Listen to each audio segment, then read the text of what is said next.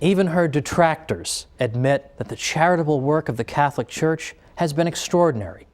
But today we're going to see that Catholic charity has historically been even greater than Catholics themselves may realize. So join me today for the Catholic Church, Builder of Civilization.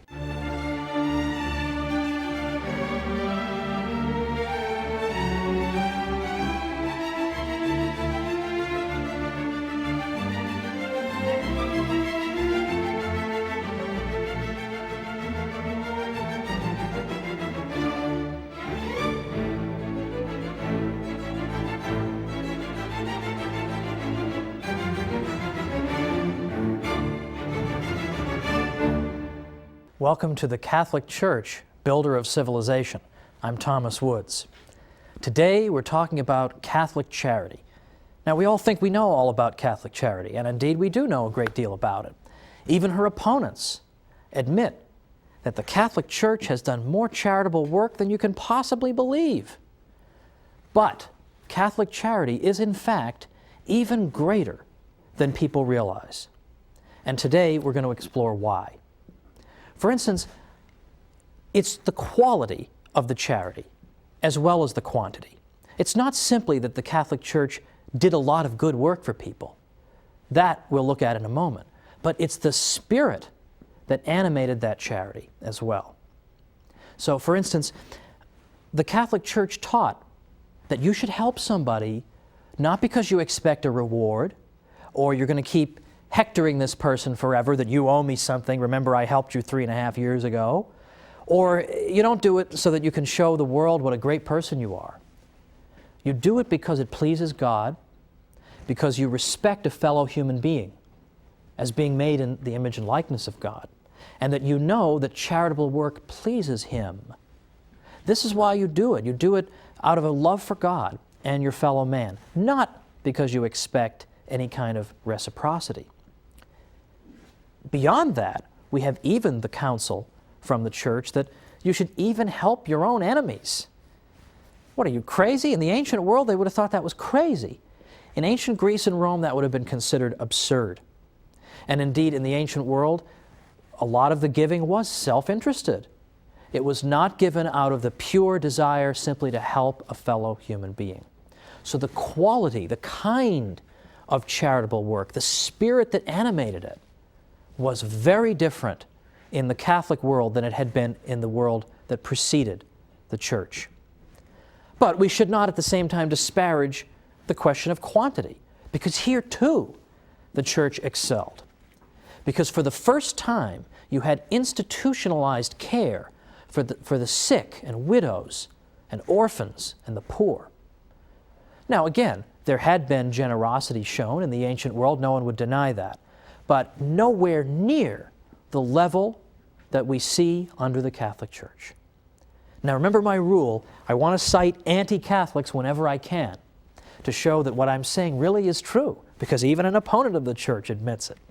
Well, I'm fond of citing a historian from the 19th century named W.E.H. Lecky, because he was known to be an opponent of the Catholic Church, and yet when he wrote about this subject and he spanned the historical record, he concluded that there is no question that neither in practice nor in theory, neither in the institutions that were founded, nor in the place that was assigned to it in the scale of duties, did charity in antiquity occupy a position at all comparable to that which it has obtained by Christianity. So it's both the quality and the quantity of the Catholic charitable work that distinguishes it and makes it so historically interesting and compelling. Now, one objection can be raised to what I've said so far. There was an ancient school of philosophical thought called Stoicism. And the Stoics did indeed seem to be people who called for doing good deeds out of a sense of duty and without any expectation of reciprocity. The Stoics, in effect, believed that the wise man was a man who had no emotional connection to the world, who was such a master of his own person that he was utterly unperturbed by outside events, no matter how tragic. Well, it was in that spirit, that very, in a sense, empty kind of spirit of merely discharging your duty, that the Stoics engaged in charitable work. Yes, they taught that the wise man knows that he is a citizen of the world and all men are, in effect, to be cared for, but they are to be cared for without lending any emotional attachment to the relationship. So, for example, Seneca, who was a Stoic, said, "The sage will console those who weep, but without weeping with them. He will succor the shipwrecked, give hospitality to the proscribed, and alms to the poor, restore the son to the mother's tears, save the captive from the arena, and even bury the criminal. But in all, his mind and his countenance will be alike untroubled. He will feel no pity. He will do good, for he is born to assist his fellows, to labor for the welfare of mankind, and to offer each one his part. His countenance and his soul will betray no emotion as he looks upon the withered legs, the tattered rags, the bent and emaciated frame of the beggar. But he will help those who are worthy, and like the gods, his leaning will be toward the wretched. But it is only diseased eyes that grow moist in beholding tears in other eyes." Well, that was the spirit of the charity of the Stoics. So they themselves were to be unperturbed by outside events, by the misfortunes of those whom they helped. And so naturally, they were perhaps not as eager to go out looking for evil, because they in effect tried to ignore the existence of evil. They did not make the kind of emotional connection that we see, for example, in a Mother Teresa. Mother Teresa, these people were not. In fact, we have example after example of Stoics being given bad news. For instance, "Sir, your child has just perished," and we hear the Stoic reply so flippantly, saying things like, "Well, had to go sometime." Who on earth would say that when losing a child? But that was how the Stoic demonstrated his complete mastery of the outside world. "I'm unperturbed by this. Nothing can affect me. I do not let my emotions get the better of me." Now, getting back to the Catholic Church, where does this spirit of Catholic charity come from? Well, it comes from her founder. It comes from the teaching of Christ himself, who of course said to us, "A new commandment I give unto you, that you love one another as I have loved you, that you also love one another. By this shall all men know that you are my disciples, if you have love one for another." St. Paul went to an even greater extreme to some people when he specifically noted that you should show charity even toward your enemies. Now, Christ instructed that of us as well. But St. Paul was cited repeatedly on this front, and his letters were cited repeatedly by early church fathers to encourage people to follow the counsel of St. Paul, and in fact to do good even for their enemies. Now, we're going to talk more about Catholics doing good for their enemies a little bit later. But for right now, let's look at early church history and see them taking the words of Christ and making them into reality. We already see that in early church history, during the context of the Mass, the faithful's offerings for the poor would be placed on the altar. Early Christians also imposed fasts on themselves so that they could save the money they would otherwise use to buy food and give that to those who were in need. Now, the church fathers even, who, as I said in a previous episode, were prolific writers, and that St. Isidore of Seville once said that if you tell me that you've read everything St. Augustine wrote, you're obviously a liar. Yet they found time to do this because this is an indispensable part of the Christian life. St. Augustine, for instance, established a hospice for pilgrims, ransomed slaves, and gave away clothing to the poor. In fact, he told people, "Don't give me expensive clothing as a gift. You may like me, you may be impressed with my writing and my speaking, but don't give me expensive clothes because I'm not going to wear them. I'm just going to sell them and give the proceeds to the poor." St. Cyprian and St. Ephrem organized relief efforts during times of plague and famine. Now, St. Cyprian in particular instructed Christians, this is the 3rd century, during a pestilence in Carthage. He said, "If we only do good to those who do good to us, what do we more than the heathens and publicans?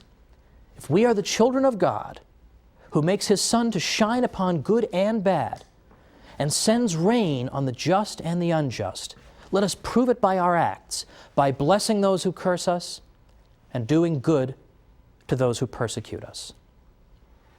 Now there was a fellow named Pachomius in the Roman army in the early 4th century who was very impressed that at a time when famine and disease struck the army, who came out and helped them?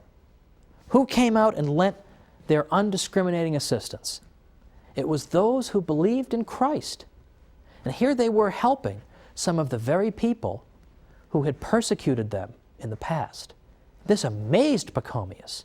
He wondered, what kind of religious tradition could it be that could inspire this kind of disinterested benevolence, in which you would indiscriminately do good, even to those who had done evil to you?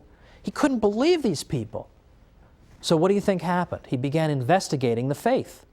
What is this all about? And before long, he himself was a convert. This is, in large part, how a great many Catholics have converted non-Catholics. It's not always by debating them into the church or bashing them over the head into the church, although, by the way, that's how I came in. People bashed me over the head over and over and said, "It's the one true church. What's the matter with you, you Lutheran?" And it made me think, and I came in. But other people have been brought into the church because Catholics have just niced them to death. They're just so nice to them all the time, they just can't take it anymore. Okay, I will look into this. How can you people be so good to me? And that's what brings them in. That's what brought in Pachomius. This is the great witness of Catholic charity. Now, as I say, it's always fun to see what anti-Catholics have to say. And there are many of them.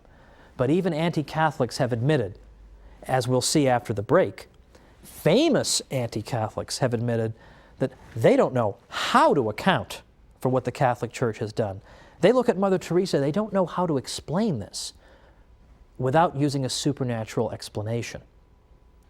Well, let's go ahead and come on back after the break, and we're going to see some of the Church's most outspoken opponents and what they've had to say about Catholic charity.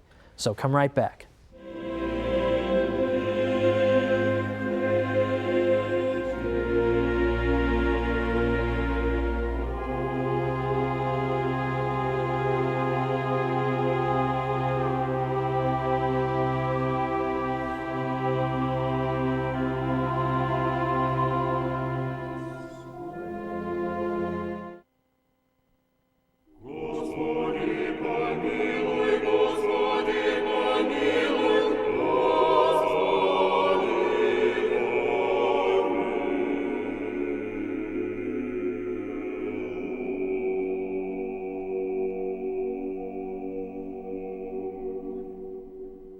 Welcome back to the Catholic Church, Builder of Civilization. I'm Thomas Woods. Today we're talking about the extraordinary story of Catholic charity and arguing that in fact it's been far greater than even the Church's greatest friends, I think, have sometimes appreciated. So we've gone through and seen, for example, what the early Church Fathers did in terms of charity. I gave a few examples of that. Or we've seen in the Scriptures where Catholics are urged to display an exemplary degree of charity. We've seen how it contrasts with the attitude of the ancient world, in which charitable work was something to be done, in effect, for a reward, or to call attention to oneself.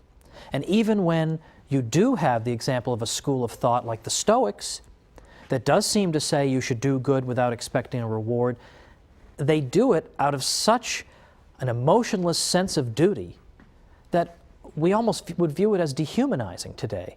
And that's not what the Catholic Church calls for at all. Well, just before the break, I was pointing out that a great many of the Church's best-known opponents over the years have conceded this point about Catholic charity. So I'd like to make good on that promise and go through a few of them, because this is quite astonishing, what we hear. Voltaire was perhaps the most anti-Catholic French intellectual of the 18th century, and that is saying something. And yet even Voltaire had to admit that he could not get over the extraordinary sacrifice that women religious made in order to work in hospitals. These nuns and their good work were extraordinary to him. And so Voltaire actually said, "Perhaps there is nothing greater on earth than the sacrifice of youth and beauty, often of high birth, made by the gentle sex in order to work in hospitals for the relief of human misery, the sight of which is so revolting to our delicacy." And he said, "Peoples separated from the Roman religion have imitated only imperfectly so generous a charity." Well, of course, ours is the Roman religion that he names. Now that is quite extraordinary, isn't it? That even Voltaire, who despised Catholicism, had to say, I have to hand it to them, I don't know how to account for this. Another example I sometimes cite is Julian the Apostate. Julian the Apostate was a 4th century Roman emperor from about the 360s, and Julian was anti-Christian through and through. He despised the toleration that had been extended to Christianity in the Edict of Milan in 313 by the Emperor Constantine. And in fact, Julian wanted to bring back ancient paganism and wipe out the Christian presence. And so, what did he try to do? He tried to revive a pagan priesthood and pagan ceremonies and all the trappings of an ancient pagan religion and give that the support of the state. And one thing Julian kept coming back to was that people kept being attracted to the Christian religion because the priests in that religion were so good and kind and generous, and the faithful in that religion were so good and kind and generous. And it drives Julian crazy. He says repeatedly, these people are so nice, why are my pagan priests not that nice? Why are you pagans not so nice? Because the Christians are coming in and they're snatching up people left and right by their good example. Why can't we come anywhere near imitating them? Well, there's an interesting compliment, isn't it? Okay, I mean, Julian has no particular interest in complimenting people who have the faith, and yet here he is forced to do it because you're showing us up as pagans. Now, my personal favorite in this list is Martin Luther, because I myself am a former Lutheran. That is a whole other story for a whole other program. However, I know a little something about Luther. I've read an awful lot of what Luther wrote, and Luther himself admitted that he couldn't quite get a handle on Catholic charity either, and why it was that charitable work under his teaching seemed to dry up. He had no explanation for this, and it drove him crazy.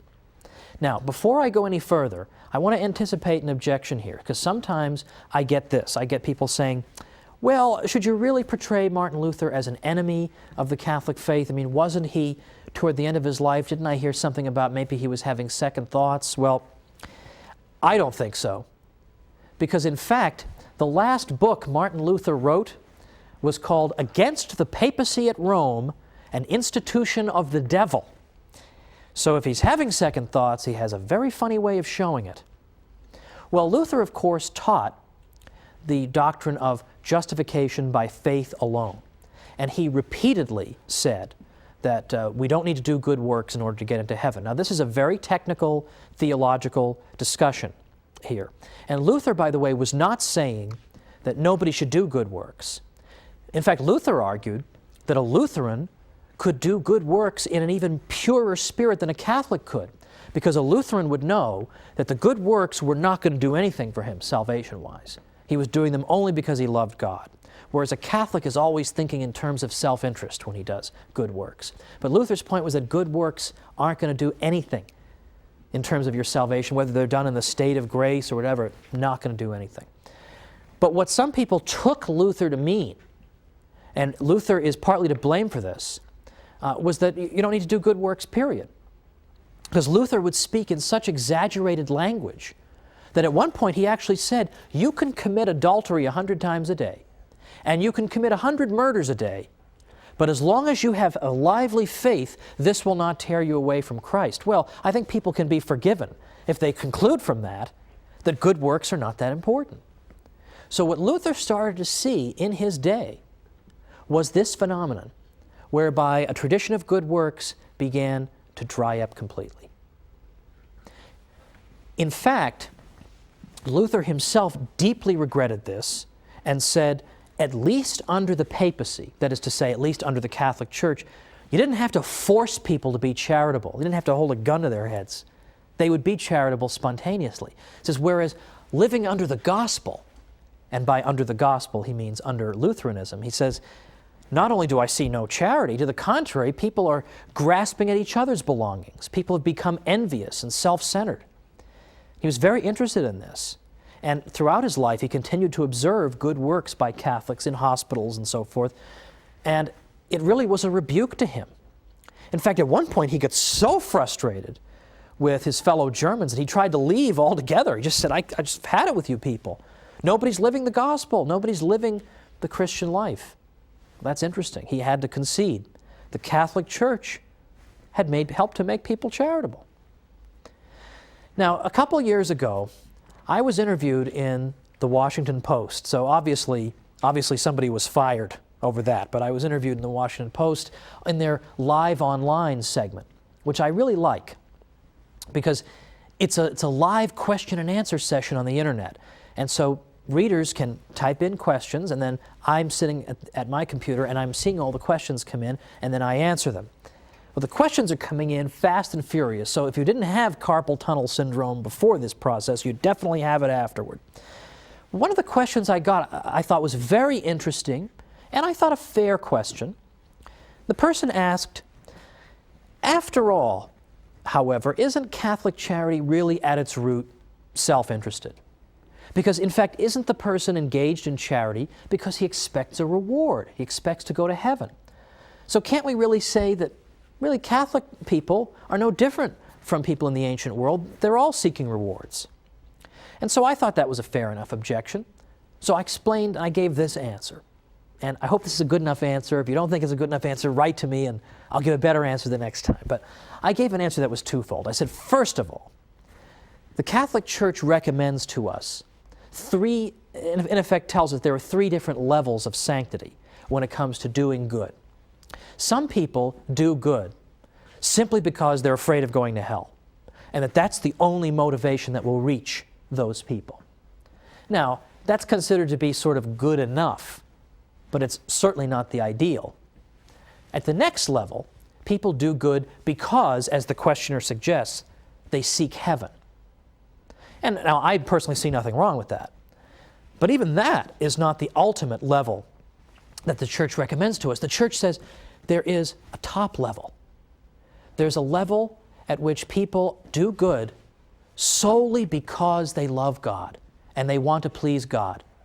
And that's why they're doing their good works. Not for any expectation or hope of reward, but because they want to please the God they love.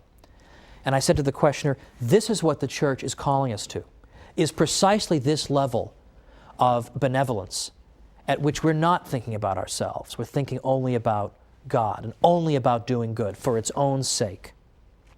But then secondly, I said, consider Mother Teresa's missionaries of charity, because they're such an excellent example. I said, consider them.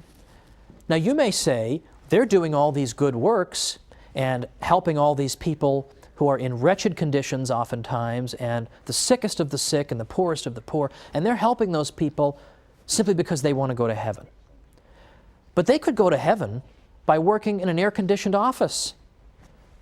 So what makes them want to work in Calcutta, places of that sort, or makes them want to work in AIDS hospices? I said, they can get to heaven doing those more comfortable things. They can be in an air-conditioned office. Why do they seek this out then? If all they care about is going to heaven, they could do something else. And moreover, look into their eyes. Look into the eyes of one of those missionaries of charity nuns in one of these AIDS hospices, in which she's looking at patients who oftentimes during their lives have been alienated from the church and sometimes even hostile. And when they look up from their beds at these women religious, all they see are eyes filled with love. And I said, can you really look in those eyes and say that all you see is a woman seeking a reward? That's all you see? Don't you see something there that is far deeper and more significant and more moving That was my answer. And I think that is ultimately the answer. And in fact, the Christian God, following from the Hebrew tradition, believes that it is good for human beings to be good to each other. And this was something new among the religions of the ancient Near East. The gods of ancient Sumer didn't seem to care about the human race at all or what they did. The gods of ancient Greece sometimes used human beings as playthings. They treated them arbitrarily. They were capricious toward human beings. They didn't seem to care how people behaved toward each other. If you wanted to satisfy some of those gods that I've mentioned, you could do so only through various kinds of ritual sacrifice and then just hope for the best. But our God is pleased not only by the sacrifice of the Mass, but is also pleased by good behavior. He cares about how we treat each other. This was something new under the sun. He doesn't want only ceremony, as important as that is, but He cares that we should be good. We should be good to each other, and that's one of the things that pleases Him. And it should not come as a surprise that a God who teaches this is going to give a brand new morality to His people. So next time we're going to see how Western standards of morality have been shaped by the Church. So join me for the Catholic Church, Builder of Civilization, and I'll see you then.